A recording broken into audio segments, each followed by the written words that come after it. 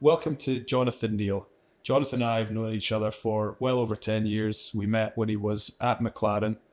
Prior to that, he'd had a career in aerospace with BAE Systems. Now he's built a successful non-executive career, and I look forward to our conversation.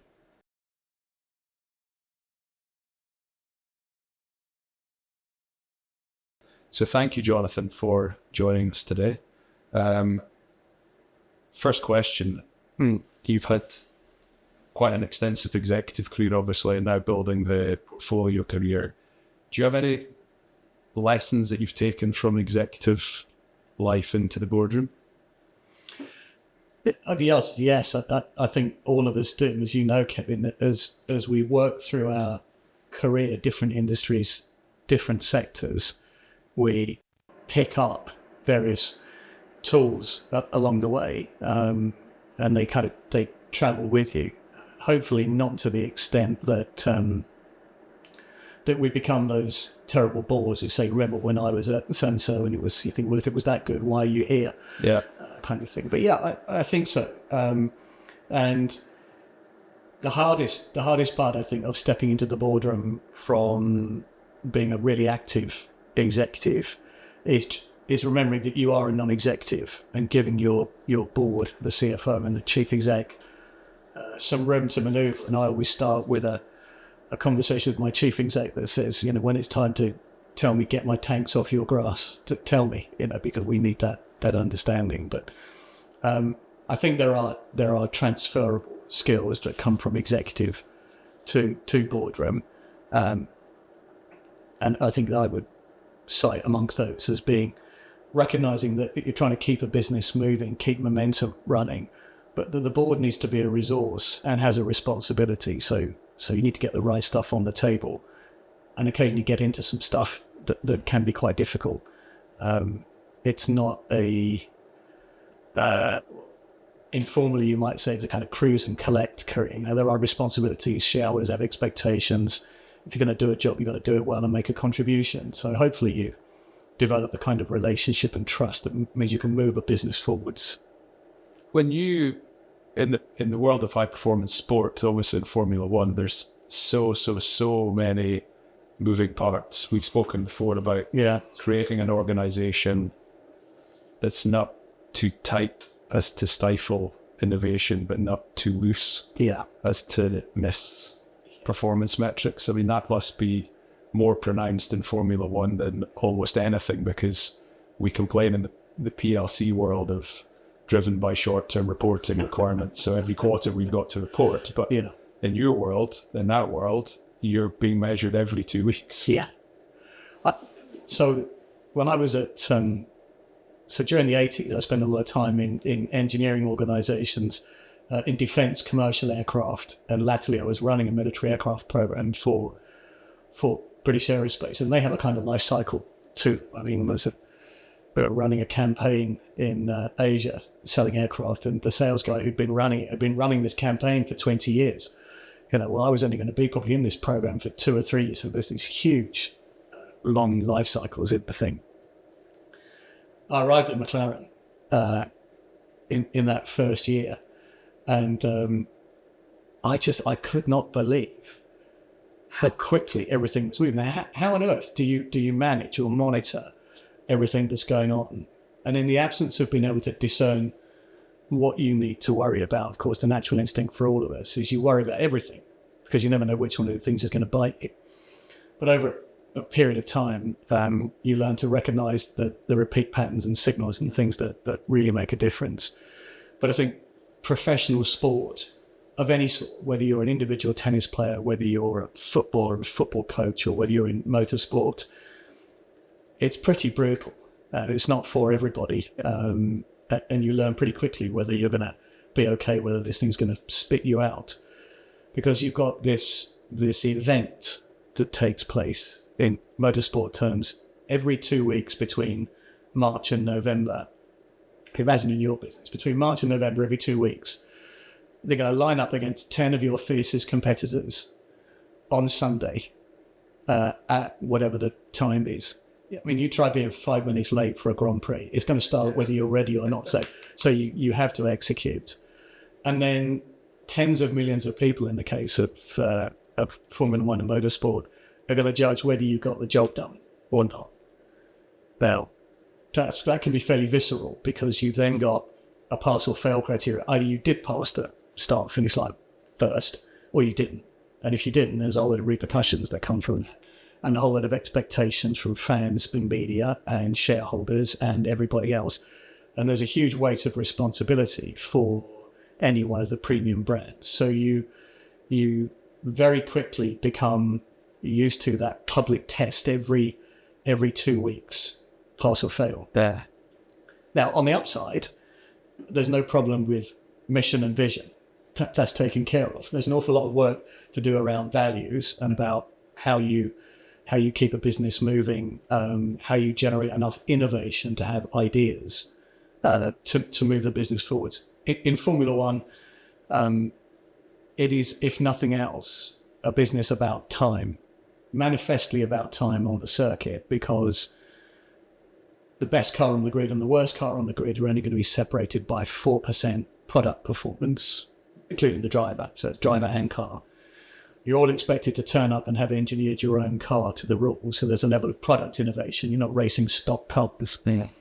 And if you started the year with the fastest car and you did no development at all, there's a very good chance by the end of the year you'd be at the back because everybody else is marching forward. So 6,000 parts a week through manufacturing, an engineering change every 20 minutes, 24 hours a day, constantly changing bill of materials, constantly changing supply chain, and yet you can't be late on Sunday. Now, working in commercial aircraft or military aircraft businesses, military aircraft or military programs, quite often your customer can think you've done really well if you deliver your product in the same year that they ordered it 10 years ago.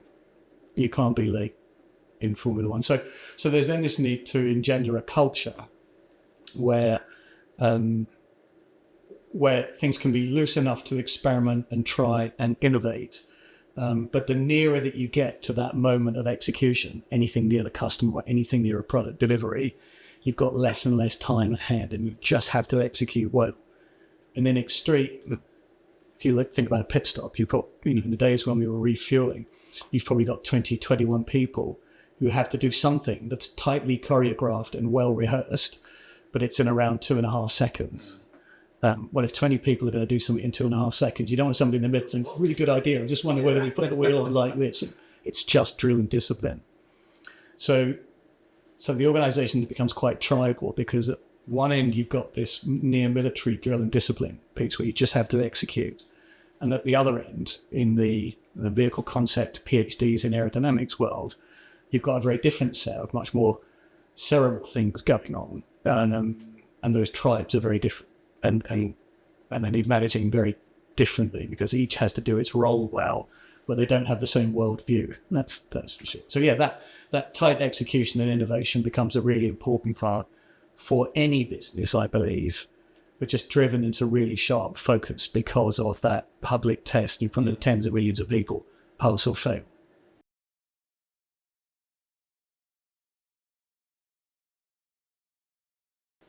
It's interesting. You mentioned culture, and you've spoken to me about this before. That on race weekend, it's all about the egos of the drivers, and everyone will succumb to that because it's all about them feeling good, having the position that they need. Get behind your champion. That's David Coulthard, Lewis Hamilton, any number of the drivers that were part of the team when you were there. But then on Monday, when you're back in the canteen, they're all there together as a team. Yeah. As an executive, you obviously have your big part to play in driving that culture. When you're now a non-executive, what part can you play? I mean, how can you influence the culture to the same extent as you did as an executive?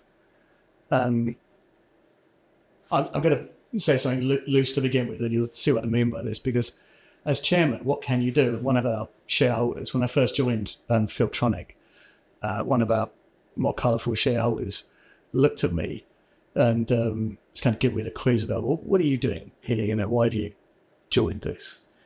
And he looked at me and said, I guess at the end of the day, the only thing really you can do is take the chief executive out, isn't it?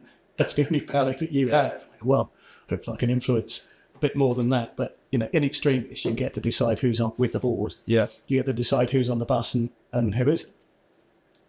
But I think you can do a lot more by bringing value to that executive team, and in particular, give them the courage to get on the table what we need to pay attention to, and have the kind of conversations that we need to have. I think you and I have spoken before about the importance of a pervasive culture that engenders high performance, and that becomes less fearful about making mistakes or trying things. I mean, clearly, if you've got safety, if you're in the nuclear industry, or if you're on a hospital ward, there are some things that just must, or changing wheels in a pit stop, there are some things that just have to be done exactly so. But if we are fearful, then one of the things that I think we don't pay attention to is the opportunity cost of doing nothing. Yeah. Now you don't get the luxury of doing that in motorsport, because in 2 weeks' time, people will say, "Have you fixed that mess you made last time? Have you done something about it? Where are you relative to your peers?"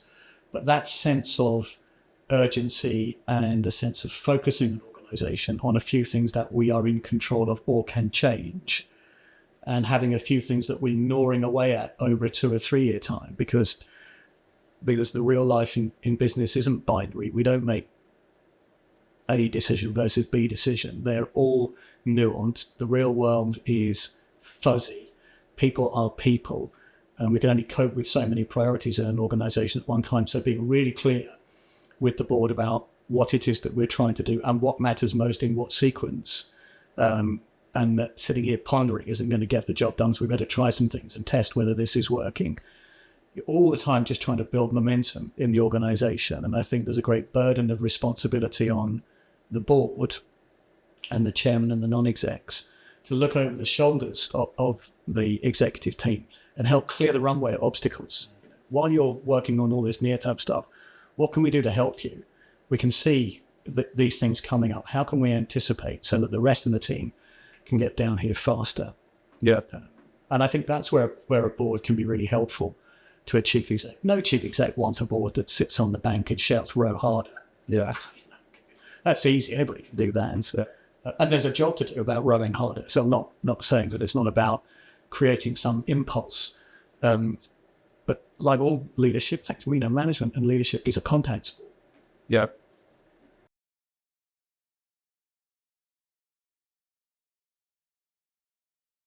So on you and I first met 2011, I think it was, in the first cohort of the Financial Times. Yeah, the non-exec program. Yeah, the diploma. So what are we now? 13 years on from that, and you've built and are building the portfolio of your choice. Perfect work-life balance, bit of public company, bit of private. Work-life blend. Whoever has a work-life balance, I've given up looking. I don't even know the work-life balance. Maybe it does somewhere, but I've never found it. I think if you want to commit your time to something and make a difference, what we're all looking to engender in others and of ourselves is that you care so much about it, or you've got so much conviction, you're working with good people, that you really get that discretionary effort. Yeah. My non-exec contracts will say that I'm paid for 4 days a month or 3 days a month. I'm dreaming if you think you can do these jobs in that kind of time, because if you might do those kind of hours in set plays, but all the stuff around building trust, handling conflict, giving people the confidence to confront what we need to confront. So it's okay, you surface this, we're going to deal with it. All of that's done in the margins. Those are one-to-one conversations that need to be had. So it involves much more. But I think if you care about it, you should. That's what makes it rewarding. In building that non-exec portfolio, I know you've been very selective about which firms you have joined the board of. That's the way I tell the story. It's well told. But do you have any advice for people? Because I recall on that program, and still obviously talk to many, many people who are nearing the end of an executive career, looking to shift a portfolio. And it's not an easy journey, but you've navigated it quite successfully. Do you have any pearls of wisdom? Maybe not like wisdom. I don't know. I've got some thoughts on it. I think for many who've worked in large companies, whether they're public or private, you're somewhat sheltered from the investor relations piece, and it can appear quite daunting to then step onto the board of a company where you are face to face with the investors. I wouldn't underestimate the value of some of the pro bono activities that are available. And actually, if they're quite diverse from what you do as a main job, I mean, having it really different, something really orthogonal, or a different industry or a different something, where you are being consulted and making a contribution because you have some transferable skills is really important. I had done some work with a charity. I worked with Jackie Stewart's charity Race Against Dementia. I was a trustee at the Foundation for Science and Technology. These kind of things just put you into a different mindset where you don't have responsibility for something where you have line authority, but you have a responsibility to influence, and you can develop influencing skills, which are important to evidence. Yeah. And that you're prepared to commit to things that are not in your very busy day job. So that branching out. Beyond that, I think it's about recognizing the kind of environments that you play well in. I don't have any relevant, identity or useful experience in the pre-revenue startup phase of businesses. It's not like I've done lots of turnarounds, lots of cut, sharp, burn, type things in my time. And I'm running growth businesses. I run premium brands, but I know I'm not necessarily, my sweet spot isn't pre-revenue. I can understand why that's attractive to some people. It's not my bag. And I think playing to your strengths and starting somewhere, showing that you can make progression, then gives you a very good strategic network. And I had some good advice about, when I came out of executive work, not taking on too much too early and allowing time just to have a look at a business, work out, is it right for you? Do you want to work with the people? Do you care enough about what this thing is doing? Do you feel you can make a contribution? And then really commit to don't fill the playbook too early, I think is really important. But it's lovely to be able to have a degree of influence and diversity. I find that mentally very stimulating. Yeah. In different industries, transferable skills, but different industries, I think is really stimulating. As is the work at Edinburgh University in the enrollment clinic there, where I'm helping mentor and support the use of technology in the pursuit of biomarkers for neurological disorders. Now, I'm not a medically trained person, but I know how teams work. I know how technology can be developed, and I think that they've been kind enough to invite me to stay on the program, and I love it. I also coach a research fellow at Addenbrooke's Hospital in Cambridge, an Italian woman who is studying blood markers for cancer. And again, it's that I recognize where you're at in this early stage career. I can see some of the frustrations. I think we can help you, be more confident or be more assertive about how do you actually knock down the barriers and get things done. Yeah.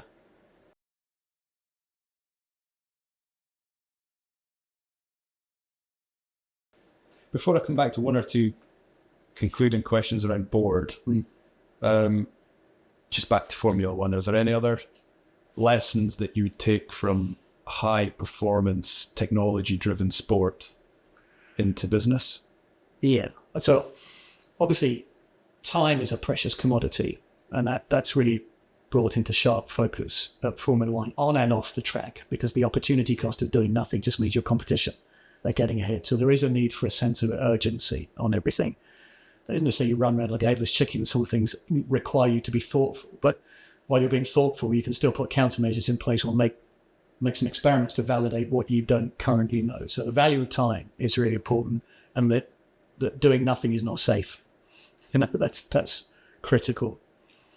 I think as well, the reality is that high performance teams are not always comfortable places to be. And building a degree of resilience and building the kind of relationships that enable you to get into some stuff in a pretty confrontational or challenging way is really important. And I think that's true of all businesses. If we value diversity, and I do in its widest sense, then that means we're going to have clashing ideas. Clashing ideas means conflict. And that means we have to think about conflict and clashing ideas as being part of the way that we run businesses, not a feature of something that's a breakdown in the system. We just need to understand that our impact and our intent are aligned. And by that I mean, when I come confrontational about something and I come across the table directly at it, I want the person on the other side to already know enough about me that says, I know you're coming from a good place. And I know you're coming because this matters and this is a reason. And that you're not trying to necessarily get at me personally, but there's a substantive thing here that we feel strongly about and we need to have a good conversation about it. And I believe that this is not my wisdom. Again, I'll plagiarise and burble lots of things along the way, from Teresa Amberbiel at Harvard to William Onken and his management time stuff. But one of the things I really like is the idea of culture as the operating system of the organization. You're also your Windows operating system. But that culture is made manifest by the conversations that we have, or importantly, the conversations that we don't have. They're all little windows into the kind of organizational culture that we have. And to allow things to surface and surface properly and get into paying attention to what matters, we have to induce and be receptive to clashing ideas. So we better get comfortable with conflict. But to do that requires all that work around the edge to say that we're conflicting about our ideas and our thoughts. This isn't some personal ego-driven thing, but clashing egos is inevitably part of it. So I think that's an important piece. Keeping the organisation moving and unblocking it, that ability to look over the top and clear the runway of obstacles, I think is really important. And then the one team, many tribes. That, the guys who run manufacturing are quite different from the groups who run engineering, from the groups who are in the garage, or the sales team, or the people on brand. And that, the engineers will always have a view about whether the brand is being run well or not, but their vote doesn't always count one in every scenario. So I think they're the key things. One team, many tribes. Get used to a conflict. Time is everything. And that sense of moving and learning, we would very rarely look to badge something as successful or an initiative that had some label to it. I cite as a specific example of that the deployment of lean manufacturing into a motorsport environment. We never called it lean manufacturing, and had we done so before we started, that intelligent organization that's highly skeptical of labels and badges and, here's a formula for success, drop it in and away we go. So we would do a range of very small things and then label it after the event. So we would have done all about one of the things around lean manufacturing is about organizing the workplace in a process called 5S thinking. So we'd already done the organizing and the shadow boards and sorting and sifting and everything else 12 months before it was called 5S. And we'd done single lot size pulling of inventory through manufacturing before we went into. So we just did these little things in workshops and said, I think this will make us simpler, better, and faster. If it makes us simpler, better, or faster, we'll take it and we'll replicate it. And then we'll think about what we call it afterwards. But coming in with okay, now we're going to do the big MRP, or now we're going to do the, hooray, SAP's here. Probably not the right way to approach this. It's just little move and learn basis. I really like the concept of the one team and many tribes, and understanding that the subtle cultural dynamics within a tribe can be different to another tribe. But ultimately, those tribes come together. And not so subtle, actually. And I think the impact for HR in terms of HR picking business partners who are right for that tribe of the organization is, I know when we're hiring a new technical director in a Formula One environment, this person is going to be highly cerebral and he's going to be somebody who is going to attract and want the best people to work with them. It's highly unlikely that they've done any work on transactional analysis, empathy, giving and receiving feedback, and a whole variety of other things. But actually, that's not what of course, I'd like them to do that, but is that realistic? No, I really want a great engineering person. So when the HR team leans in around them, it's providing the support mechanism so that they can do some of the heavy lift, that those things are happening. But we're not expecting a universal soldier model of the leader in this tribe and that tribe and this tribe. Running manufacturing, and I've done it, I run heavily unionized adversarial shop floors in aerospace organizations, both in England and in Scotland. The requirement for managing those is very different from being in an engineering organization, or very different from being in a sales organization. And the kind of close at hand that you support that you need from your HR team is different. But picking leaders who are good for that tribe is really important.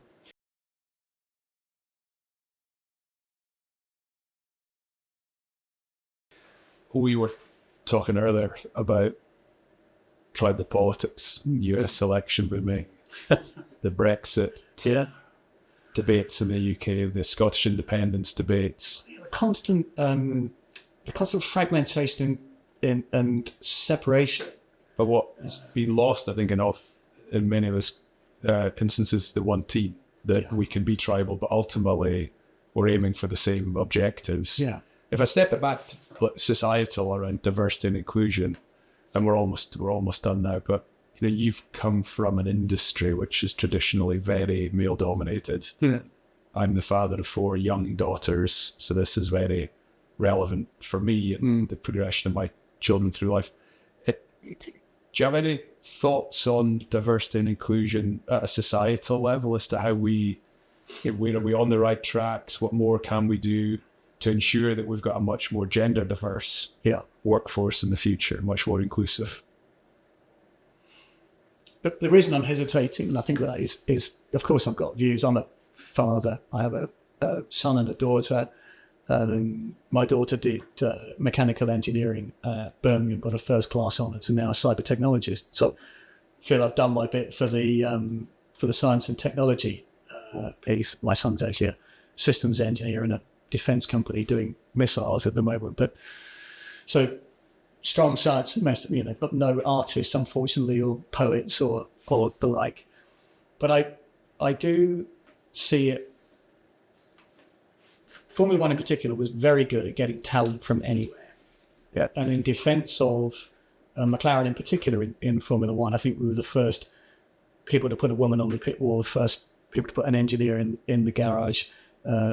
We obviously had a black driver in Lewis Hamilton, which was very early, not for some tokenism, just because we recognised talent where talent was due.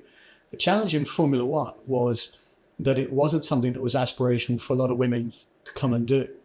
Now, we had in our automotive sports car business a much higher degree of representation. In our sales and marketing, it was actually skewed the other way. It was a higher proportion of women in the process. And we ran let's call it an interest group in the company called the Driven Women group, which I was lucky enough to be invited to be part of. And I mentored at executive level and below senior and mid-career women. And I still mentor mid-career women, as I said, through the Admiral's piece. I do worry, though, about not diversity from a passport or ethnicity point of view, inclusion in technology, but I worry about the pressure that we have on young women and the well-researched high evidence of imposter syndrome or lack of confidence in that area. And I'm not a psychologist, so I don't really understand all of that. But close at hand, watching my daughter come through school and be like, I think there's an awful lot expected of our young women to be perfect. And I don't know that the same is true of the expectations of our young men.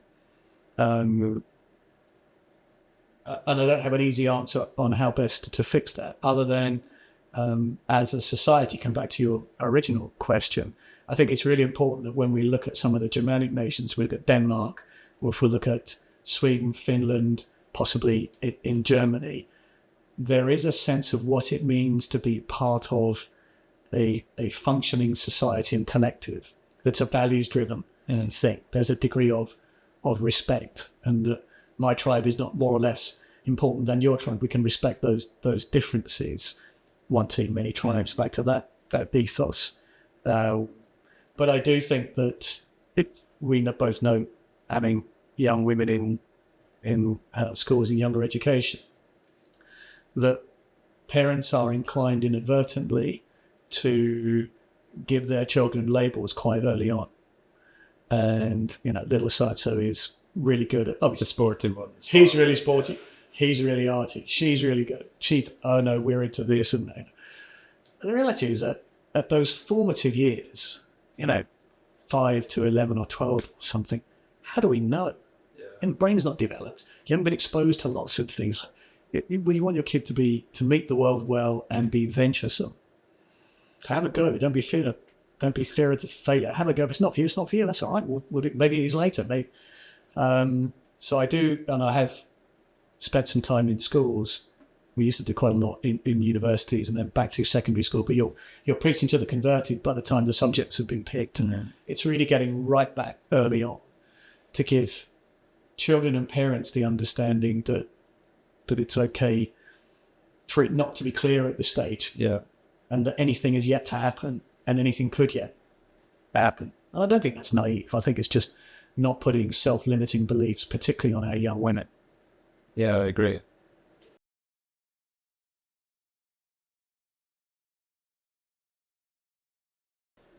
Thank you very much for that, Jonathan. I really appreciate the time again. One final question, which we like to ask of our guests. Nice one. Killer question.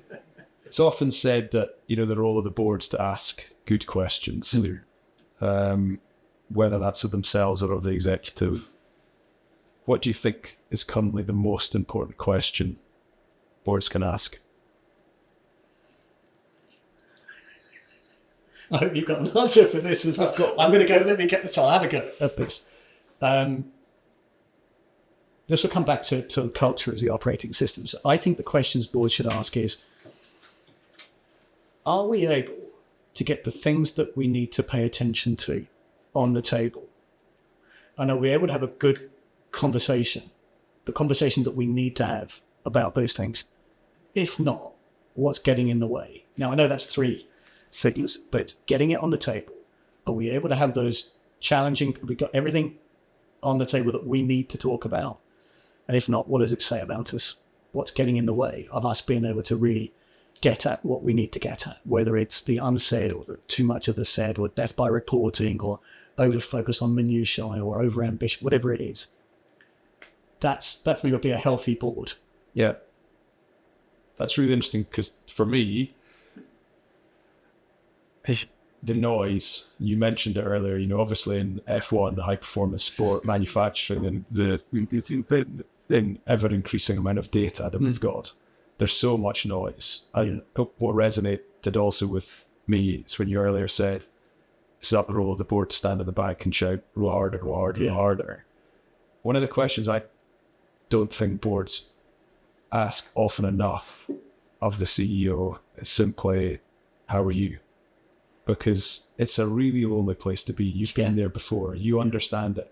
Often people on boards have never sat in the seat of the CEO, and they don't know how lonely the place can be. Yeah. They don't know how difficult it is where you've got competing pressures coming from above, from below, that are very hard to bring harmony to all of those competing pressures.